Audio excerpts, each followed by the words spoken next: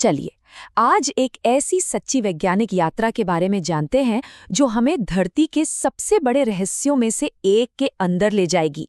ये कहानी है एक खोई हुई दुनिया की, जो लाखों सालों से मानो समय के एक कैप्सूल में बंद पड़ी हो। जरा सोचिए, एक ऐसा गड्ढा जो 1000 फुट से भी ज्यादा गहरा हो, मतलब इतना गहरा कि पूरा का पूरा आईफिल टावर भी उसके अंदर समा जाए और पता भी न चले। और ये कोई कल्पना नहीं, ये सच है। तो आज का हमारा सफर कुछ ऐसा रहेगा। पहले हम जानेंगे कि ये नामुमकिन सा दिखने वाला गड्ढा मिला कैसे, फिर हम उस अंधेरे में उतरने के खतरों को समझेंगे। उसके बाद देखेंगे उस दुनिया को जिससे वक्त ने भुला दिया था, जानेंगे कि टीम नीचे फंसी कैसे, और आखिर में बात करेंगे उस अनखुले टाइम कैप्सूल की जो ये जगह आज भी है। तो कहानी शुरू होती है एक एक्सीडेंट से।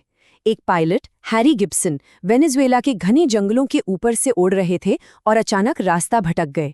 जैसे ही बादल छटे, उन्हें कुछ ऐसा दिखा जिस पर यकीन करना मुश्किल था। मीलों तक फैले हरे जंगल के बीचों बीच एक विशाल गहरा काला गड्ढा। अब हैरानी की बात यह थी कि विज्ञान के हिसाब से ऐसा गड्ढा वहां हो ही नहीं सकता था। क्यों? क्योंकि ये किसी नर्म पत्थर या मिट्टी में नहीं, बल्कि क्वार्ट्जाइट में बना था, जो दुनिया के सबसे मजबूत पत्थरों में से एक है। तो सवाल ये था कि इतने सख्त पत्थर को चीरकर इतना बड़ा गड्ढा आखिर बना तो बना कैसे? ये सिर्फ वैज्ञानिकों के लिए एक पहेली नहीं थी। वहां के जो लोकल यक्वाना कबीले के लोग थे, वो इस जगह से खौफ खाते थे। उनकी सदियों पुरानी कहानियों में जिक्र था कि इन अंधेरे गड्ढों में सारी नाम का एक आदमखोर दैत्य रहता है। हो सकता है ये कहानियां सिर्फ बच्चों को इन खतरनाक जगहों से दूर रखने के लिए हों, लेकिन इन्हीं कहानियों ने इस खोई हुई दुनिया को इंसानों से बचाकर भी रखा। खैर, इस रहस्य ने वैज्ञानिक चार्ल्स ब्रूअर को अपनी तरफ खींच लिया। उन्होंने 12 लोगों की एक टीम बनाई और फैसला किया कि वो इस गड्ढे में उतरेंगे। पर ये कोई आम ट्रैकिंग नहीं थी। ये 1000 फीट की सीधी अंधी ढलान थी। नीचे सिर्फ अंधेरा था। इस मिशन में खतरे ही खतरे थे। देखिए, पहली और सबसे बड़ी मुश्किल ये थी कि गड्ढे की दीवारें सीधी नहीं थी, बल्कि एक घंटी की तरह फैली हुई थी। इसका मतलब था कि जैसे जैसे टीम नीचे जाती, दीवारें उनसे दूर होती जाती और वो बस एक पतली सी रस्सी के सहारे बीच हवा में लटक जाते। ऊपर घने जंगल थे, तो हेलीकॉप्टर से रेस्क्यू का तो सवाल ही नहीं उठता था, और उन्हें ये बिल्कुल अंदाजा नहीं था कि नीचे एक जहरीला माहौल उनका इंतजार कर रहा है। कई घंटों की मशक्कत के बाद जब टीम नीचे पहुंची, तो उन्हें लगा जैसे वो किसी दूसरे ग्रह पर आ गए हों। हवा बिल्कुल अलग थी और कुछ ही देर में सबकी तबीयत बिगड़ने लगी। लेकिन वहां जो उन्होंने अपनी आंखों से देखा, उसने विज्ञान की दुनिया को हमेशा के लिए बदलने की ताकत रखी थी। तो नीचे की हवा इतनी खतरनाक क्यों थी? असल में इसकी वजह गड्ढे की बनावट में ही छिपी थी।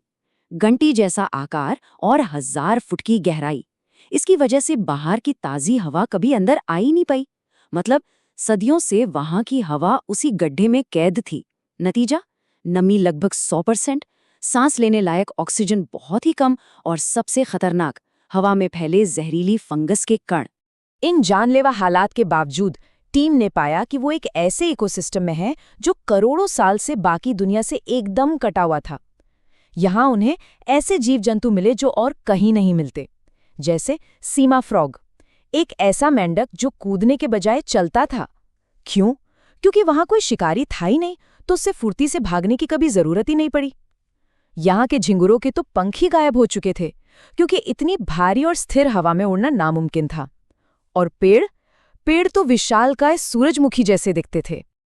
लेकिन सबसे अहम, सबसे चौंकाने वाली खोज थी लिविंग स्टोन्स की, जिन्हें स्ट्रोमैटोलिथ्स भी कहते हैं।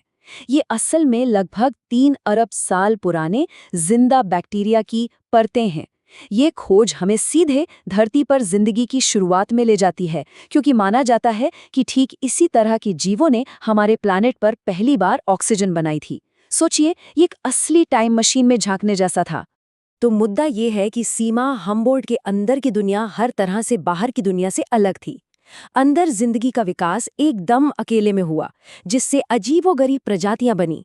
वहां का माहौल एक जाल की तरह था जिसमें सब कुछ फंसा था, जबकि बाहर हवा और जिंदगी सब एक दूसरे से जुड़े हुए हैं। और अब कहानी में खतरनाक मोड़ आता है। टीम जिस अनोखे माहौल को स्टडी करने आई थी, अब वही माहौल उनकी जान का दुश्मन बन चुका था। जहरीली हवा ने उन्हें बुरी तरह बीमार कर दिया था और वो सब 1000 फुट नीचे फंस चुके थे। अगले 5 दिन उनके लिए किसी जंग से कम नहीं थे। बीमार होने के बावजूद टीम ने हिम्मत नहीं हारी। उन्होंने अपनी जान की परवाह किए बिना सैंपल इकट्ठा करना जारी रखा और फिर उसी कमजोर हालत में उन्होंने उस 1000 फुट की जानलेवा चढ़ाई की तैयारी शुरू की, जो अब उनकी जिंदगी और मौत का सवाल बन चुकी थी। किस्मत अच्छी थी, इस मिशन में किसी की जान नहीं गई।